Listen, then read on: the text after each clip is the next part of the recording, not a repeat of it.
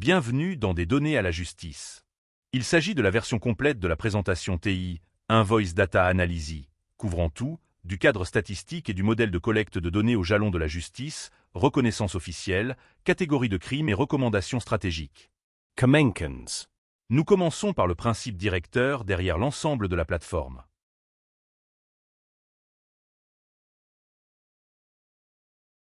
Si nous collectons les bonnes données dans le bon format auprès d'un nombre suffisant de personnes et sur une période de temps suffisante, les preuves se construiront d'elles-mêmes. Ce n'est pas seulement un slogan. C'est une thèse d'ingénieur. Et cette présentation va vous montrer exactement comment cette thèse se traduit en des échéanciers et des jalons concrets. Voici ce que nous aborderons dans cette présentation. Premièrement, le modèle de collecte de données. 6 modèles d'entretien avec 516 questions et volume de données projeté sur 5 ans. Deuxièmement, le cadre de qualité des preuves. Comment les présentations brutes deviennent des preuves prêtes à être soumises au tribunal grâce au score de qualité des preuves. Troisièmement, les 5 jalons de la justice. De l'identification des auteurs à la condamnation jusqu'à l'incarcération, avec des projections chronologiques. Et quatrièmement, le jalon 0. La condition préalable à la justice, couvrant 3 piliers institutionnels et la reconnaissance modèle d'indexation. C'est un voyage complet. À la base, alors allons-y. Cette étude traite la justice comme un problème d'ingénierie mesurable. Compte tenu d'un certain taux de collecte de données, d'une structure de données connue et d'un cadre juridique établi norme de preuve, combien de temps faudra-t-il pour constituer un dossier suffisamment solide pour survivre en salle d'audience examen minutieux? Nous divisons cela en 3 questions. Combien d'IT doivent participer pour obtenir des modèles statistiquement significatifs? Combien de temps avant que les jalons deviennent réalisables? Et quelles normes de qualité des preuves? Les réponses sont fondées sur des données judiciaires contradictoires. L'histoire nous enseigne quelque chose de puissant. Chaque programme secret a finalement été dévoilé grâce à une collecte systématique de données. MKUltra, le programme de contrôle mental de la CIA exécuté de 1953 à 1973, est resté caché pendant plus de 20 ans avant que 20 000 documents mal classés soient découverts grâce à la liberté d'information demande d'acte. COINTELPRO, le programme de surveillance intérieure du FBI, a été dévoilé lorsque des militants se sont physiquement saisi plus d'1 millier de documents classifiés, révélant 2000 opérations visant des civils. Et le scandale des abus de l'Église catholique est finalement devenu indéniable, lorsque la victime a fait des références croisées. Les bases de données des paroisses ont révélé des schémas systématiques de dissimulation. La menace commune? Les plaintes individuelles ont été rejetées. Mais des ensembles de données agrégées, structurées et corroborantes ont forcé les institutions à rendre des comptes. C'est spécialement conçu pour reproduire et faire évoluer exactement cette approche. La comparaison la plus proche disponible avec la situation de TI est le syndrome de la Havane. En 2016, les diplomates américains à Cuba ont signalé pour la première fois une perte auditive soudaine, des vertiges et des troubles cognitifs problèmes. Au début, ils ont été renvoyés, sous prétexte que c'était du stress ou de l'imagination. Mais en 2018, après plus de 200 rapports cohérents, le FBI et le département d'État ont Enquêtes formelles. En 2020, un panel de l'Académie nationale des sciences a confirmé que la fréquence radio pulsée diriger l'énergie était l'explication la plus plausible. Et en 2021, la loi de la Havane a été promulguée, prévoyant une indemnisation et des soins médicaux. Cet arc entier a duré 4 à 5 ans. Mais il y a une différence essentielle. Les victimes de la Havane étaient des employés du gouvernement accompagnés de défenseurs institutionnels. Les TI doivent construire leur dossier de preuves sans ce soutien, être encore plus fort que les preuves systématiques. L'avantage? Une infrastructure de données spécialement conçue et l'analyse de l'IA peuvent réduire la chronologie. Examinons maintenant le moteur qui alimente tout, le modèle de collecte de données. La plateforme utilise 6 entretiens structurés, chacun conçu pour capturer une dimension différente de l'expérience TI. Ensemble, ils forment le système de collecte de données le plus complet jamais construit à cet effet. Avant d'entrer dans les détails, exposons les hypothèses fondamentales qui sous-tendent toutes les projections. La population mondiale de TI est estimée à 7,2 millions. L'organisation auteur présumée implique environ 400 000 membres, dont on estime que 133 000 personnes sont des agresseurs actifs. Le scénario de base prévoit que la plateforme passera de 100 à 14 000 TI enregistrés sur 5.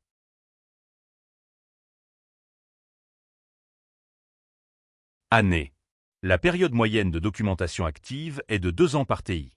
90% des données proviennent de réponses structurées à des questionnaires, et 15% supplémentaires proviennent de documents supplémentaires comme des photos et des dossiers médicaux. Et le nombre total de questions structurées pour les 6 types d'entretien est de 516, organisés en 57 sections. Voici un aperçu des 6 modèles d'entretien. Ensemble, ils contiennent 516 questions structurées réparties en 57 sections. 90% des soumissions suivent ces formats structurés, produisant des standardisés lisibles par machine. Des points de données qui peuvent être directement comparés sur l'ensemble de la population. Les 15% restants sont constitués de documents complémentaires, photos, dossiers médicaux, captures d'écran et d'autres preuves à l'appui qui nécessitent un traitement basé sur l'IA pour extraire des données. L'entretien TI, on sait, est le document fondateur. Il comprend 83 questions réparties en 7 sections et est complété une fois lors de l'intégration, généralement au cours des 3 premiers jours. Cela prend environ 2 à 3 heures et capture l'histoire complète du début, lorsque le ciblage a commencé, symptômes initiaux, premières expériences et informations générales. Cet entretien établit la référence par rapport à laquelle toutes les données ultérieures sont mesurées. C'est comme le premier chapitre de l'expérience documentée de chaque TI. Le questionnaire unifié constitue l'évaluation unique la plus complète du système. Il contient 259 questions organisées en 24 sections, ce qui en fait le plus riche en données. Submission. Elle est effectuée une fois lors de l'intégration, généralement entre le 3e et le 5e jour. Il couvre 3 domaines majeurs, personnels et historiques, dont la démographie, l'éducation.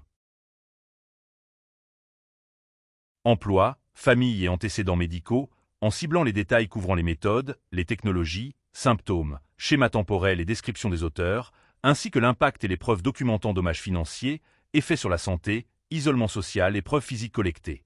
Considérez-le comme un instantané complet de l'ensemble de l'expérience d'un TI dans un format structuré. L'entretien de documentation ATT et CK est la principale source de données continues, et c'est incroyablement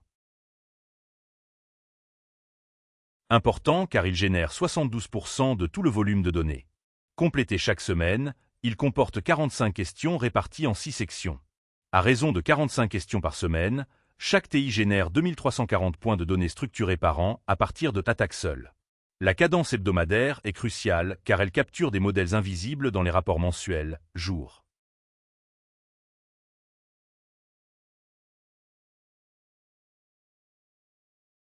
Des cycles hebdomadaires, des trajectoires d'escalade et des corrélations avec des événements externes. Et le score de proximité temporelle est le plus élevé pour les données soumises dans les 24 heures, donc en temps opportun les rapports améliorent directement la qualité des preuves. 3 entretiens récurrents supplémentaires sont mis à jour tous les 4 mois. Les preuves comprennent que l'entretien comporte 41 questions réparties en 6 sections, capturant des personnes de description d'intérêt, détail du véhicule, schéma suspect, nom d'organisation, rapport aux autorités et les résultats des pièges à canaries. Il s'agit de l'entretien spécialement conçu pour produire le genre de pistes d'enquête avec lesquelles les forces de l'ordre travaillent. L'évaluation des dommages comporte 54 questions réparties en 8 sections, documentant la perte de revenus, les soins médicaux dépenses, dommages matériels, pertes relationnelles et impact sur la carrière. Lorsqu'ils sont regroupés sur des milliers d'IT, ceux-ci produisent les principaux chiffres économiques qui attiraient l'attention du gouvernement. Et l'entretien sur les événements de la vie comporte 34 questions réparties en 6 sections, sur le suivi des changements d'emploi, les déménagements, les événements de santé et les procédures judiciaires, fournissant un contexte de corrélation chronologique critique. Lorsque vous additionnez le tout, chaque TI actif génère environ 3000 points de données structurées. Par année. Au cours de la première année, y compris les entretiens d'intégration ponctuels, cela représente 3349 points de données. Les années suivantes, ce chiffre est d'environ 3007, dont 72% proviennent de l'attaque hebdomadaire documentation. C'est ce volume qui donne à la plateforme sa puissance statistique. Avec 7000 TI actifs la 5e année, le système génère environ 21 millions de nouvelles données points par an en période de pointe. Examinons les projections de croissance des utilisateurs dans le scénario de base. La plateforme commence avec 100 TI enregistrés au cours des 6 premiers mois, passe à 500 d'ici la fin de la première année, 2000 la 2e année, 5000 la 3e année, 9000 la 4e année et 14000 dès la 5e année. Même à 14 000 personnes.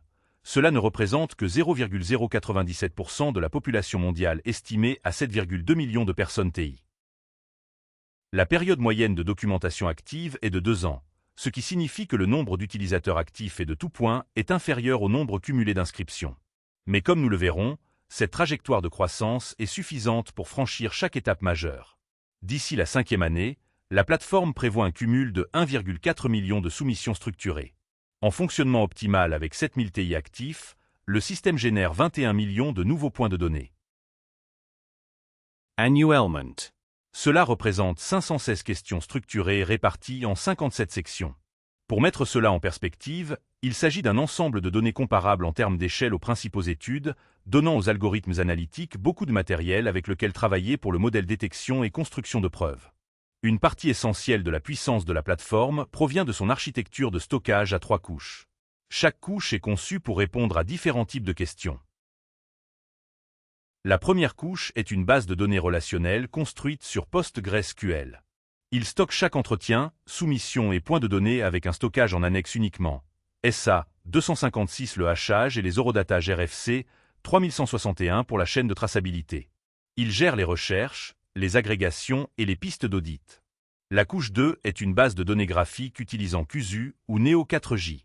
Il cartographie les relations entre les personnes, avec 15 types les organisations, et plus de 50 les types sites de relations, et les incidents dans il tous les révèle cas. les réseaux cachés en quelques millisecondes. Et la troisième couche est une base de données vectorielle utilisant un visage ou un vecteur. Il convertit les récits en vecteurs de grande dimension, trouvant des expériences sémantiquement similaires quel que soit le choix des mots et permettant un regroupement de sujets sophistiqués. Voici comment fonctionne le pipeline de données automatisées en 6 étapes, depuis la soumission jusqu'à la détection de modèles. Première étape, admission et validation, où chaque soumission est hachée cryptographiquement et horodatée. Deuxième étape, l'extraction d'entités, où le traitement du langage naturel identifie les personnes, les organisations, emplacements et autres entités dans les données. Troisième étape, construction de graphiques, création de connexions entre les entités extraites dans tous les cas. Quatrième étape, génération d'intégration, où les récits sont vectorisés pour l'analyse sémantique. Cinquième étape, correspondance de modèles, vérification des nouvelles données par rapport aux modèles connus. Détection des anomalies, signalant les soumissions inhabituelles pour examen. Le point clé ici est que chaque soumission est hachée cryptographiquement, horodatée et stockée de manière immuable, garantissant une chaîne de contrôle incassable dès le premier jour. Le graphe de connaissances croît de façon exponentielle à mesure que davantage d'IT contribuent. D'ici la 5e année, le modèle projette 840 000 nœuds, représentant des personnes, des organisations, des emplacements et incidents, 5,2 millions de bords reliant ces nœuds et 25 000 entités intercas découvertes de résolution, où le système identifie la même personne, organisation ou entité apparaissant dans plusieurs comptes TI indépendants. C'est là qu'émerge le véritable pouvoir d'investigation, comme le révèle le graphique. Des structures et des réseaux qu'aucune TI ne pourrait jamais voir seule. La plateforme est conçue pour un examen minutieux dans les salles d'audience dès le premier jour, et cette diapositive montre les 4 piliers de l'intégrité des données et de la recevabilité juridique. Le hachage cryptographique utilisant SH 256 crée une empreinte digitale unique sur chaque soumission. Toute altération est instantanément détectable, prouvant l'intégrité des données. Les horodatages de confiance utilisant la norme RFC, cela ne peut pas être antidaté et les données ne sont pas renvoyées à la base de données lorsque les données. Si les données sont antidatées, ce qui prouve la chronologie, le stockage en ajout uniquement signifie que les anciennes données ne sont jamais supprimées ou écrasées, préservant ainsi l'historique complet. Et les journaux d'audit immuables enregistrent chaque accès, requête et exportation, créant ainsi un chaîne de possession. Ensemble, ces 4 mécanismes garantissent que chaque élément de données peut survivre aux conditions les plus rigoureuses. Voyons maintenant comment les données brutes se transforment en preuves prêtes à être soumises au tribunal. Le cadre de qualité des preuves entre en jeu, comblant le fossé entre la collecte de données et le droit procédure. Le score de qualité des preuves, ou EQS, est une mesure composite qui évalue la valeur de chaque donnée. La soumission sert à monter un dossier juridique. Il est basé sur 4 facteurs pondérés. La densité de corroboration à 35% mesure le nombre d'autres TI, confirmant indépendamment la correspondance des tailles. C'est ce qui a le plus de poids, car la corroboration indépendante est la référence dans les 2 statistiques et droits. L'exhaustivité des données à 25% suit le pourcentage de champs structurés remplis. La proximité temporelle à 20% récompense les données enregistrées peu de temps après qu'un événement se soit produit. Et la richesse des références croisées à 20% compte les liens vers d'autres entretiens. Un EQS de 7,0 ou supérieur est considéré comme un niveau de preuve, ce qui signifie qu'il pourrait potentiellement être présenté dans une procédure judiciaire. Voici l'évolution passionnante de la qualité des preuves au fil du temps. Au cours de la première année, seulement 8% des points de données atteignent le niveau de preuve. La deuxième année, ce chiffre passe à 22%. La troisième année atteint 38%. La quatrième année atteint 52%, franchissant le point d'inflexion. Et dès la cinquième année, 63% de tous les points de données sont de qualité probante. Cette accélération se produit parce que plus les TI contribuent, plus la densité de corroboration augmente à tous les niveaux. Chaque nouvelle TI peut potentiellement corroborer chaque TI existante, créant un effet de réseau qui composait au fil du temps. Au cours de la cinquième année, l'ensemble de données est suffisamment solide pour permettre la création de plusieurs dossiers de poursuite. Pour que les preuves soient admissibles devant les tribunaux américains, elles doivent répondre à la norme d'Ober, qui a 5 critères. Premièrement, une méthodologie testable. Les méthodes peuvent-elles être testées par application à des données réelles? Deuxièmement, l'examen par les pairs et la publication. La méthodologie a-t-elle été examinée par des experts externes? Troisièmement, le taux d'erreur connu. Les taux d'erreur statistiques sont-ils documentés et signalés avec chaque résultat? Quatrièmement, les normes et les contrôles. Existe-t-il des normes opérationnelles sont-elles généralement acceptées dans la communauté scientifique l'acceptation générale? L'architecture de la plateforme est spécifiquement conçue pour satisfaire les 5 critères, ce qui fait que ces résultats sont admissibles comme preuves scientifiques devant un tribunal. La constitution de preuves prêtes à être présentées au tribunal nécessite 4 éléments clés qui distinguent les preuves des plaidoyers. Corroboration. Au moins 3 TI indépendants sans contact préalable doivent confirmer chaque résultat. Comparaison de contrôle. Chaque modèle est testé par rapport à des groupes témoins pour exclure toute coïncidence. Rigor statistique. Test d'hypothèse nulle à P inférieur à 0,01, ce qui signifie que chaque résultat inclut la probabilité que c'est arrivé par hasard. Et la falsifiabilité. La méthodologie documente ce qui réfuterait chaque conclusion avec la méthodologie complète publiée pour une réplication indépendante. C'est ce qui rend les preuves de la plateforme fondamentalement différentes des témoignages individuels aux défis de défense les plus agressifs. Nous arrivons maintenant au cœur de l'étude. Les 5 étapes de la justice, les étapes séquentielles depuis l'identification jusqu'à l'incarcération. Passons en revue chacun d'entre eux. Voici un aperçu des 5 jalons avec leur projection de base.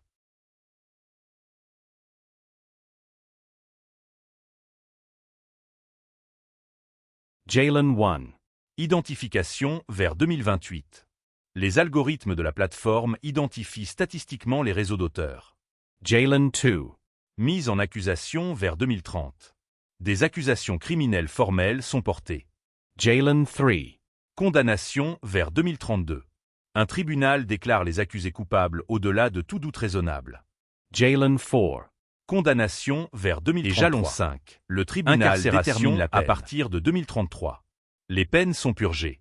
Il s'agit de projection du 50e centile pour le scénario de base de 14 000 TI d'ici la 5e année. Examinons le jalon 1. Identification des auteurs. Le seuil de preuve nécessite au moins 500 TI avec des entretiens préliminaires terminés et 6 mois ou plus de documentation hebdomadaire sur les attaques. Il doit y avoir au moins 3 correspondances d'entités croisées indépendantes par résultat avec une signification statistique de P inférieure à 0,05. Le clustering temporel géographique utilisant l'algorithme DSCAN doit montrer des modèles d'attaque statistiquement significatifs. Un EQS global pour les cas corroborants doit dépasser 6,5. La distribution de probabilité montre une probabilité de 25% d'ici le 4e trimestre 2027 avec environ 2 000 IT, une probabilité de 50% d'ici le 2e trimestre 2028 le 4e trimestre 2029 avec 7000 TI lorsque la structure complète du réseau deviendra visible. La résolution d'entités est le mécanisme technique qui rend l'identification possible. Il utilise 4 techniques d'appariement pour relier les cas signalés de manière indépendante. La correspondance exacte permet de trouver les mêmes noms, adresses ou organisations signalées par différents TI. La correspondance floue détecte les mentions similaires mais pas identiques, comme les fautes d'orthographe, les surnoms ou les abréviations. La correspondance d'attributs combine des caractéristiques, telles que l'âge, l'apparence et le type de véhicule, pour identifier la même personne décrite différemment par différents TI. Et la correspondance temporelle identifie les événements qui se produisent au même moment dans la même zone géographique.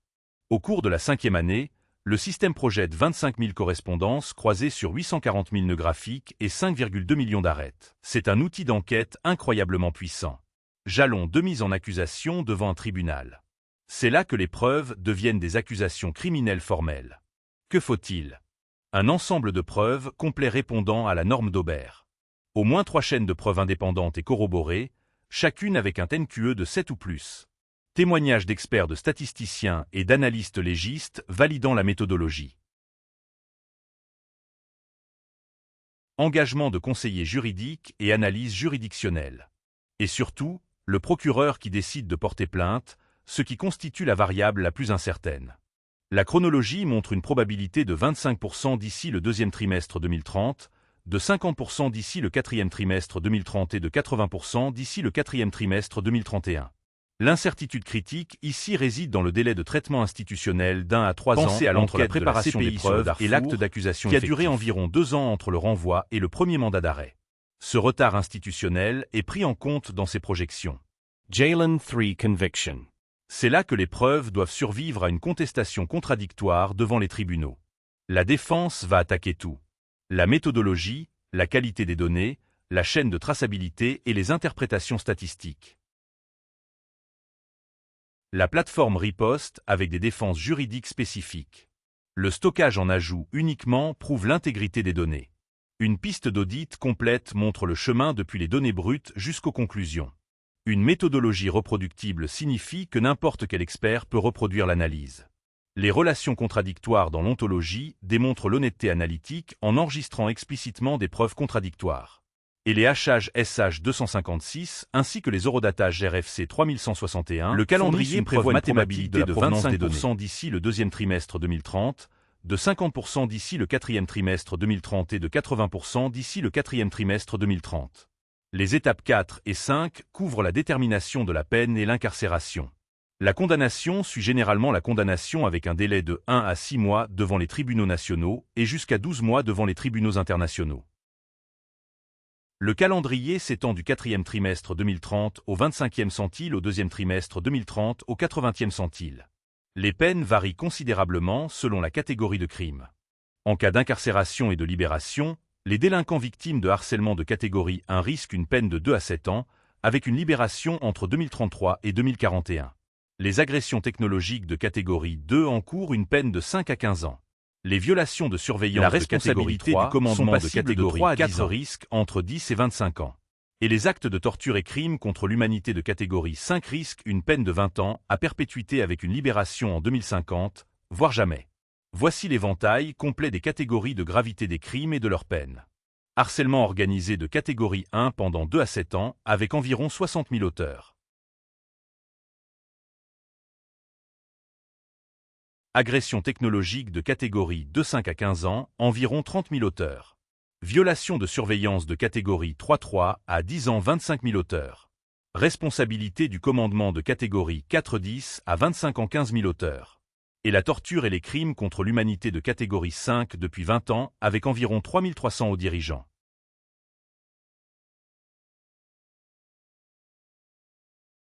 Ces fourchettes proviennent des cadres juridiques établis, de l'article 77 du statut de la CPI, des décisions cadres de l'UE, du Code pénal belge et des lignes directrices fédérales américaines en matière de détermination des peines. Examinons de plus près les catégories 1 et 2, les catégories d'auteurs les plus courantes. La catégorie 1 couvre la coordination organisée du harcèlement, la coordination des campagnes de harcèlement, la direction du harcèlement et le recrutement des participants. Les accusations applicables incluent le harcèlement criminel, le complot et le racket en vertu des statuts du RICO.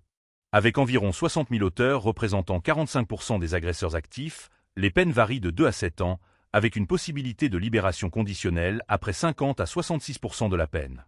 Fenêtre de sortie 2033 à 2041. La catégorie 2 couvre les assauts technologiques, l'utilisation d'armes à énergie dirigée, les transmissions V2K et le harcèlement électronique. Les accusations comprennent l'agression avec une arme dangereuse et l'utilisation d'armes prohibées. On estime à 30 000 le nombre d'auteurs condamnés à des peines de 5 à 15 ans. Fenêtre de sortie 2034 à 2049. Les catégories 3 et 4 comportent des peines plus sévères et plus longues. La catégorie 3 couvre les violations de la surveillance et de la vie privée, les écoutes téléphoniques illégales, l'accès non autorisé aux appareils, la surveillance neuronale et la surveillance de la pensée. Les accusations incluent les violations du RGPD, l'interception non autorisée de communication et la fraude informatique. Avec 25 000 auteurs estimés, les peines varient de 3 à 10 ans plus des amendes financières substantielles. Fenêtre de sortie 2033 à 2044. La catégorie 4 correspond à la responsabilité du commandement. Ceux qui dirigent les programmes de ciblage, ordonnent les attaques, gèrent les réseaux d'auteurs et orchestrent les dissimulations. Les accusations comprennent l'association de malfaiteurs, l'abus d'autorité et la responsabilité du supérieur hiérarchique en vertu de l'article 28 du statut de la CPI. On estime que 15 000 auteurs risquent entre 10 et 25 ans de prison, avec une libération prévue entre 2039 et 2060. La catégorie 5 représente les accusations les plus graves en vertu du droit pénal international, de torture et de crimes contre l'humanité. Les actes typiques comprennent la torture systématique au moyen de la technologie, provoquant de graves souffrances psychologiques, l'expérimentation humaine et le ciblage qui constituent une attaque généralisée ou systématique contre les populations civiles. Les accusations applicables proviennent de l'article 1 de la Convention des Nations Unies contre la torture et de l'article 7 du statut de la CPI sur les crimes contre l'humanité. Les 3300 auteurs estimés dans cette catégorie représentent les hauts dirigeants et les architectes du programme. Les peines vont de 20 ans à l'emprisonnement à perpétuité, avec une possibilité de libération conditionnelle seulement après avoir purgé 85 à 100% de la peine. La libération prévue est de 2050 à 2055 au plus tôt, avec des peines à perpétuité possibles dans de nombreuses juridictions. Ce tableau comparatif montre tous les échéanciers côte à côte pour les 3 scénarios de croissance au 50e centile. Vous pouvez clairement voir comment les taux d'adoption par les utilisateurs modifient l'ensemble de la chronologie. En cas de forte croissance, chaque étape s'accélère de 1 à 2 ans. En faible croissance, tout prend un retard de 3 à 5 ans. L'écart entre le meilleur et le pire des cas est de 5 à 7 ans, ce qui illustre clairement pourquoi la participation communautaire est la variable la plus importante. Nous arrivons désormais au cap 0, la reconnaissance officielle du phénomène TI. C'est la condition préalable qui rend possible toutes les autres étapes. Avant que les auteurs puissent être identifiés, inculpés, reconnus coupables et condamnés, les institutions doivent d'abord accepter que ce que rapportent les TI est réel. Cette section présente le modèle d'indice de reconnaissance et indique quand et comment cette reconnaissance devrait se produire. Pourquoi la reconnaissance doit-elle passer avant la justice? En raison d'une impasse fondamentale, les autorités n'enquêteront pas actuellement parce qu'elles pensent que les TI sont des malades mentaux. Un TI qui entre dans un commissariat de police et signale des attaques voix contre crâne est bien plus susceptible d'être orienté vers un psychiatre que vers un détective. Un TI qui consulte un médecin signalant des brûlures énergétiques dirigées est plus susceptible de recevoir une prescription d'antipsychotiques qu'un examen dermatologique. Et l'absence d'enquête est alors citée comme la preuve qu'il n'y a rien sur quoi enquêter. C'est un piège circulaire, mais une fois officiellement reconnu, tout change. Les forces de l'ordre prennent les rapports au sérieux. Les procureurs n'ont pas besoin de prouver au préalable que le phénomène existe. Les médecins documentent correctement les blessures. Les législateurs allouent des ressources.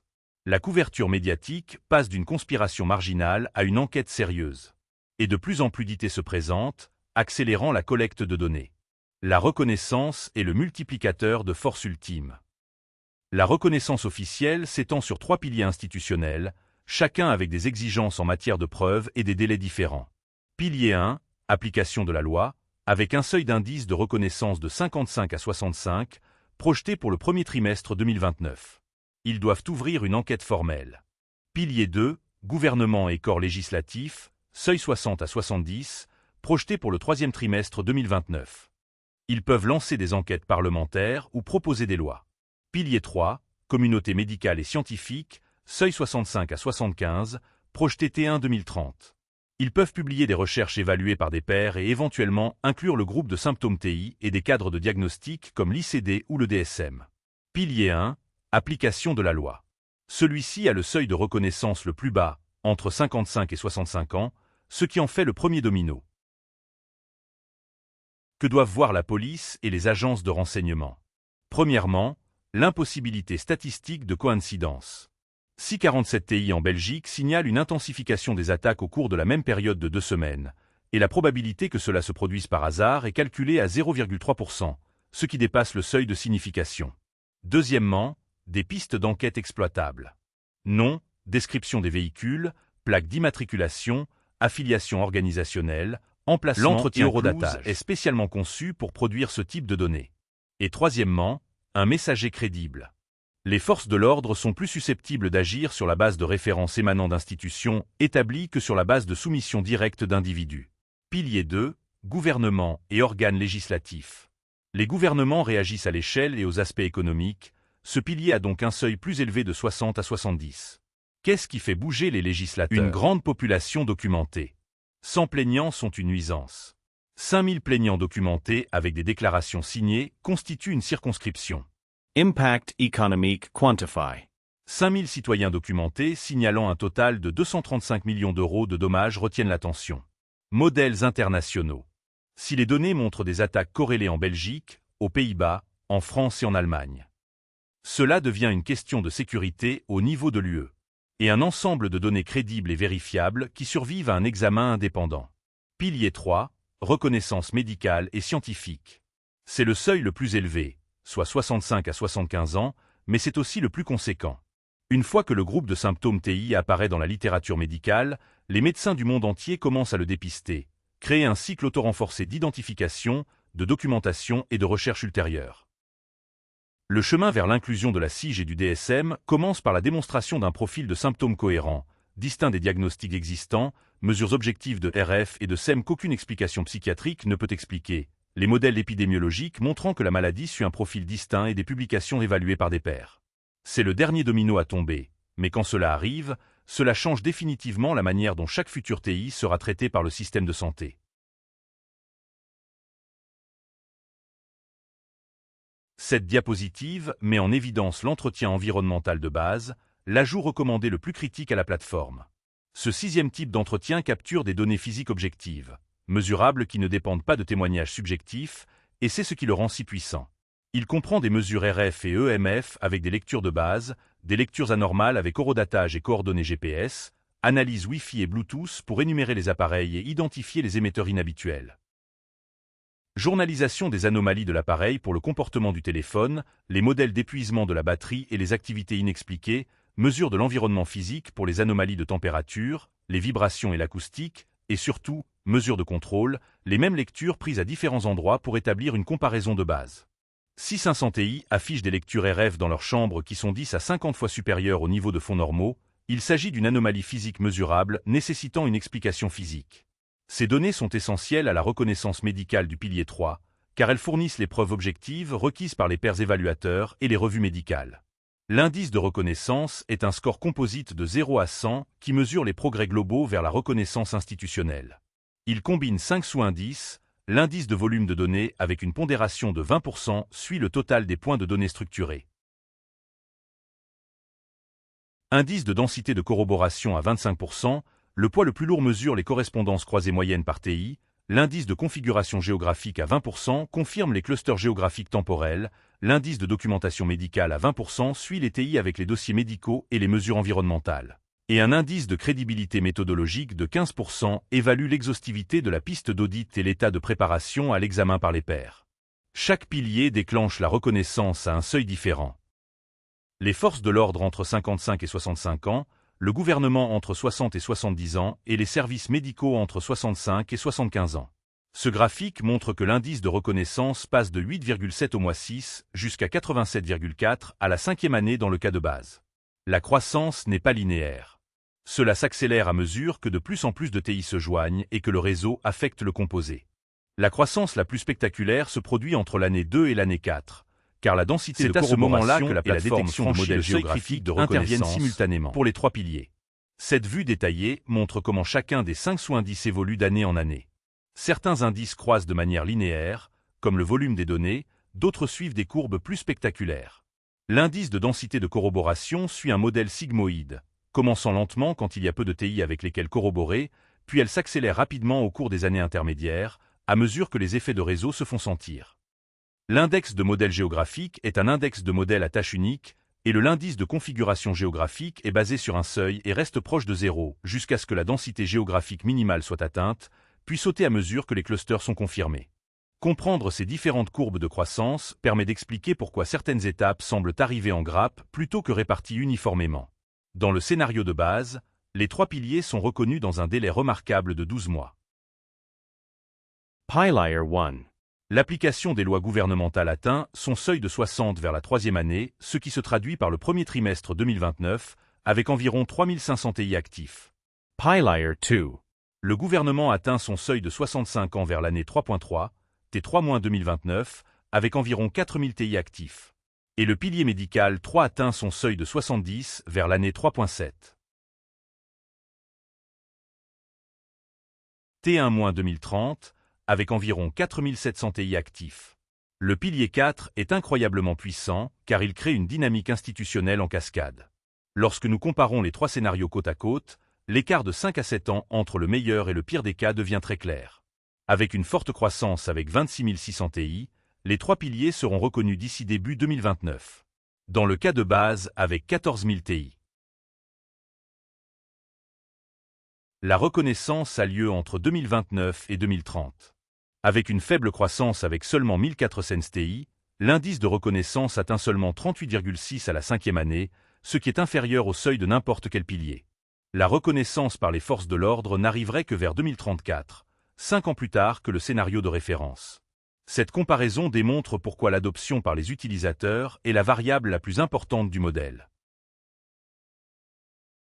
Pour valider les projections, l'étude les compare au précédent historique. Syndrome de la Havane.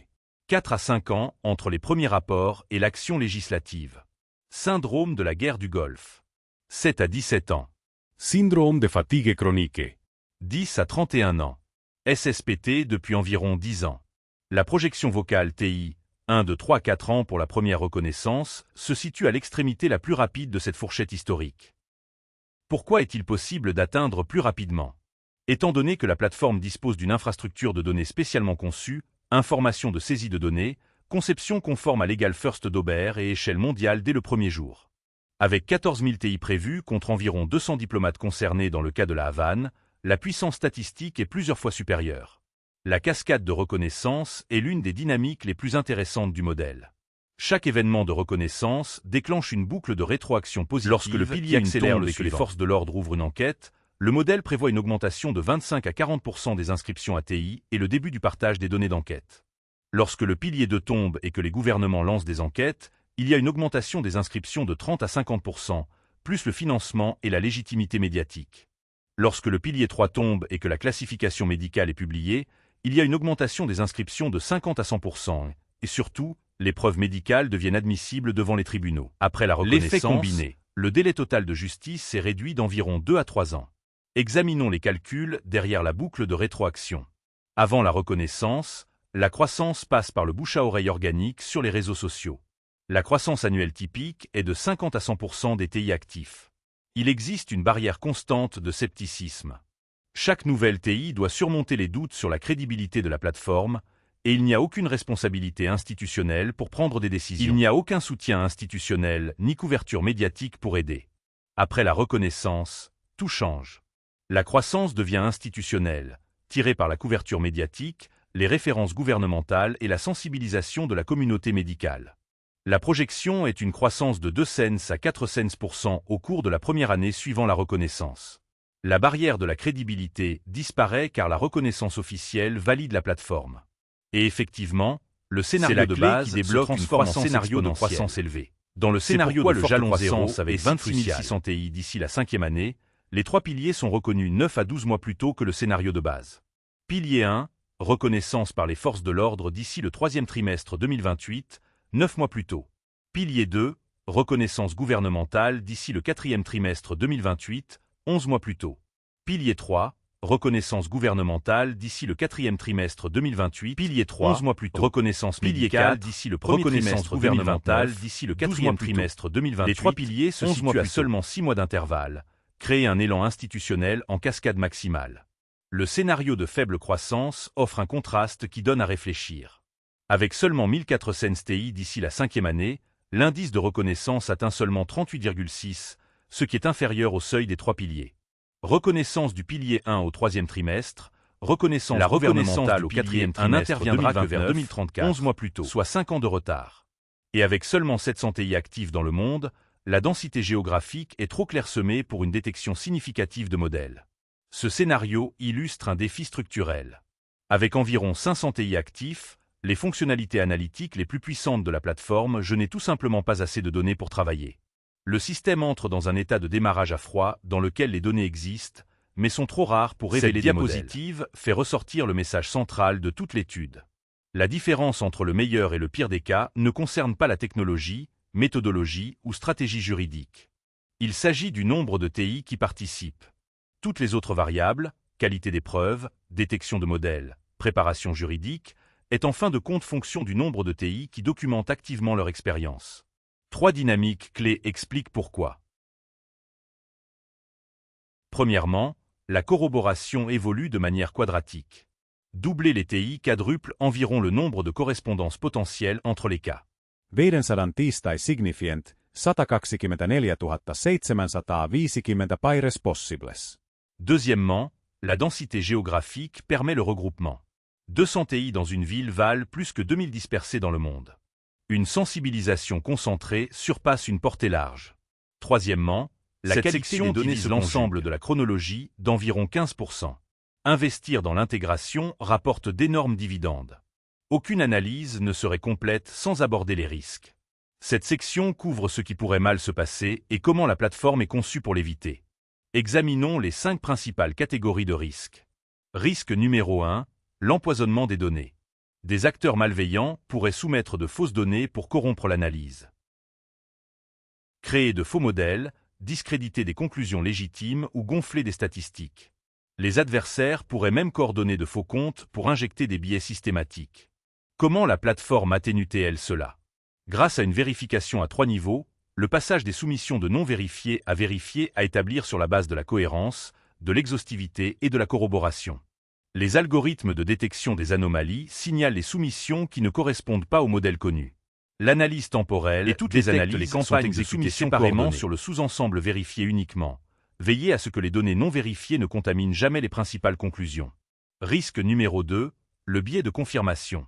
Trouvez des modèles parce que vous les attendez, pas parce qu'ils existent réellement. Il s'agit d'une véritable préoccupation dans tout projet d'analyse de données. Les chercheurs peuvent inconsciemment sélectionner des données confirmant leurs hypothèses. Les algorithmes de détection de modèles pourraient être ajustés pour découvrir ce qui est réellement vrai, peuvent ne pas représenter la population dans son ensemble. Les atténuations sont rigoureuses. Préenregistrer les plans d'analyse avant d'examiner les données.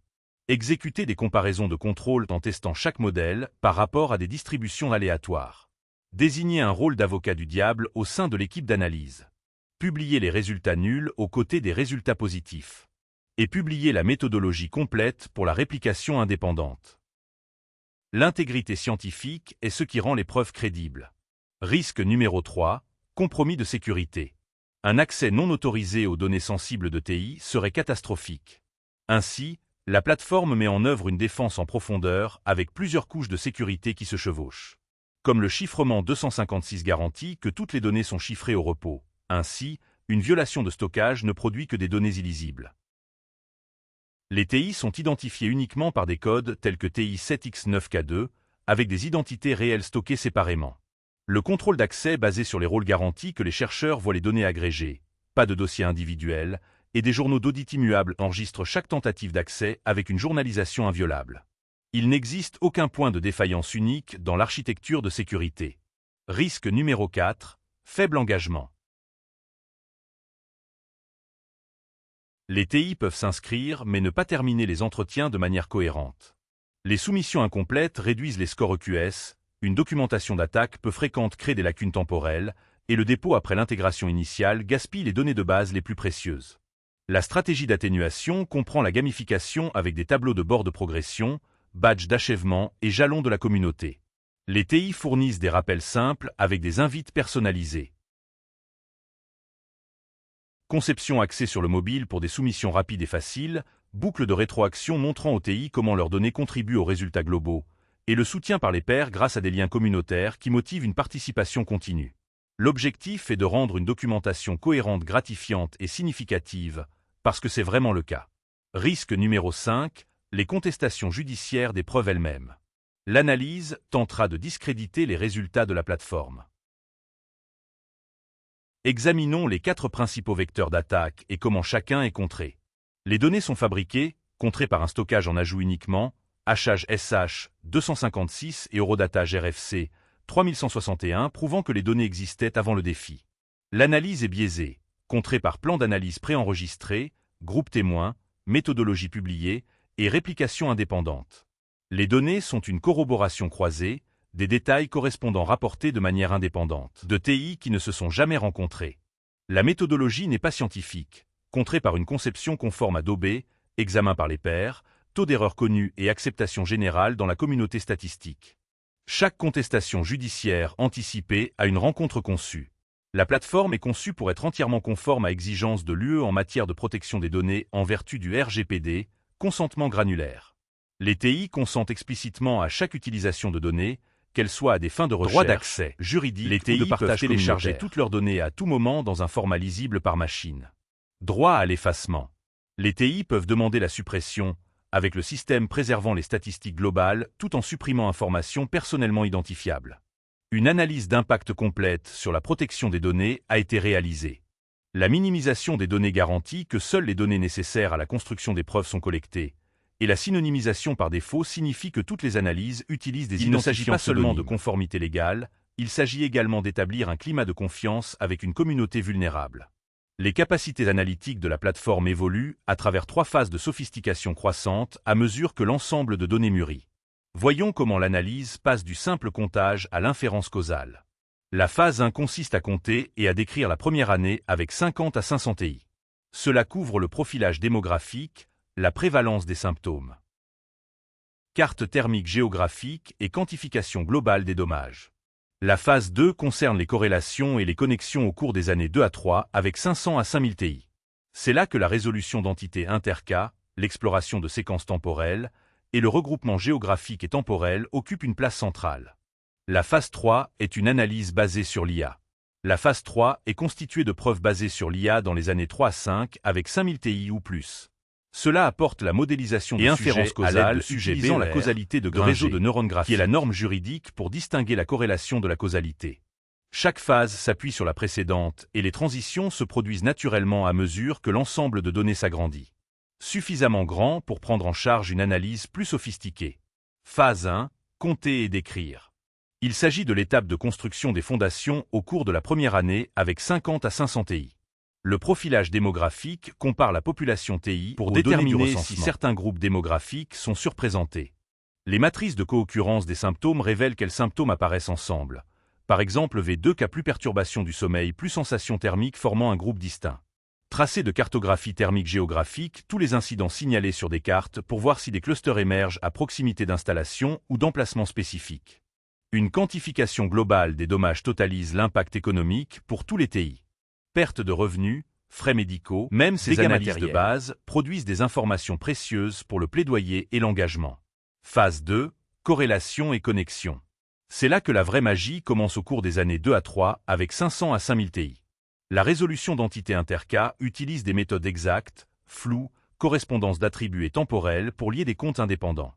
La base de données graphiques prend vie.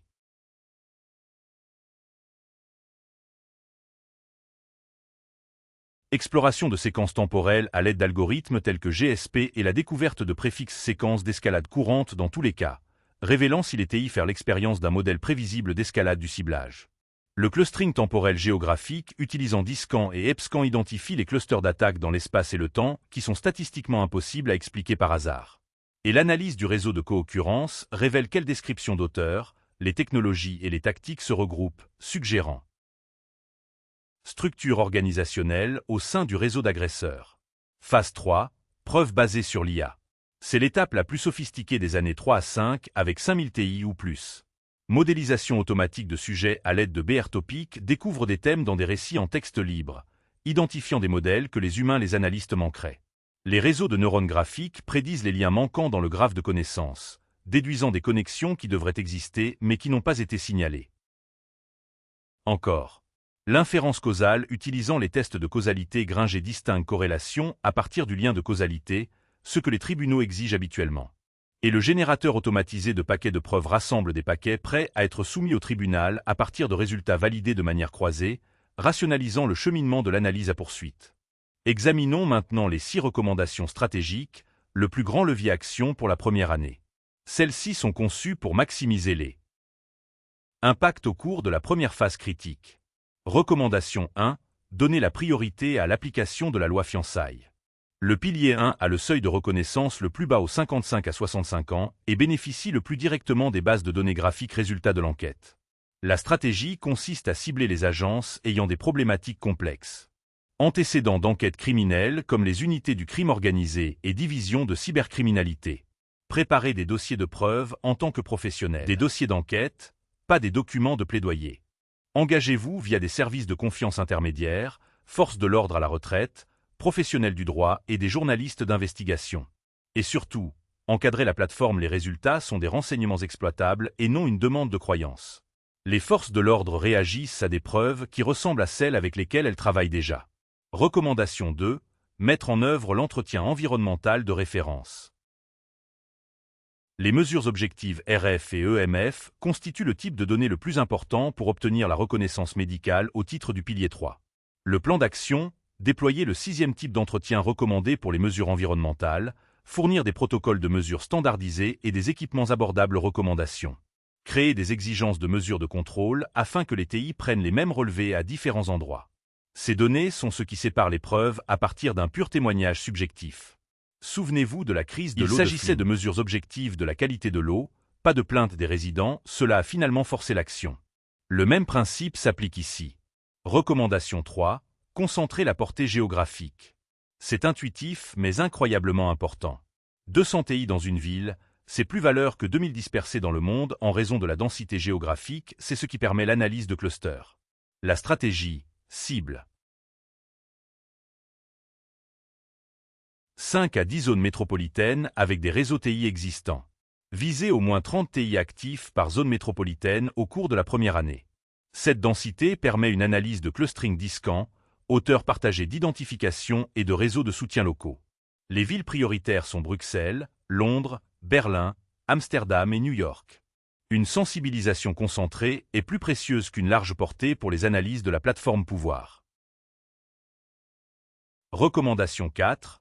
Construire le pont académique. Une publication révisée ouvre la porte à la reconnaissance du pilier 3, donc l'établissement précoce de partenariat universitaire est essentiel. La stratégie, identifier 2 à 3 chercheurs en neurosciences, épidémiologie ou la santé publique. Proposer des ensembles de données et des analyses anonymisées infrastructures. L'architecture à 3 couches est spécialement conçue pour la collaboration universitaire, en fournissant le type de données dont les chercheurs ont besoin. La cible. Soumettez le premier étude évaluée par des pairs dans les années 1 à 2. Recommandation 5. Chercher un champion parlementaire. Même un membre du Parlement européen demandant une autorisation formelle, la question qui cite les données de la plateforme constitue une étape majeure. La stratégie, identifier les députés européens ou nationaux siégeant comité des droits de l'homme. Préparer des documents d'information à l'aide de statistiques globales. Présenter la question comme une préoccupation constituante avec préjudice économique documenté pour les citoyens de l'UE. Un parlementaire formel question déclenche une couverture médiatique, une attention institutionnelle et souvent donne lieu à un suivi d'enquête. C'est un levier important et réalisable action qui peut catalyser la reconnaissance du pilier 2. Recommandation 6. Maximiser qualité des premières données. Les 500 premiers TI sont les plus importants. Ils jettent les bases de tout ce qui suit. Voici un aperçu puissant. 500 TI avec un taux d'achèvement de 90% produire de meilleures preuves que 2000 TI à 40% d'achèvement. La qualité l'emporte sur la quantité dans les premiers stades. La stratégie, investir massivement dans l'accompagnement à l'intégration avec des séances d'entretien guidées, questions fréquemment posées et mentorat communautaire. Mettre en œuvre la qualité des boucles de rétroaction montrant aux TI leur taux d'achèvement et leur score EQS. N'oubliez pas que chaque champ incomplet n'affecte pas seulement les TI données. Cela réduit le potentiel de corroboration sur l'ensemble des données. Et voici l'essentiel. Le chemin est clair. Commission d'ici 2029, premiers actes d'accusation d'ici 2030, condamnation d'ici 2032. La justice est un problème d'ingénierie et les données sont en cours de construction en ce moment.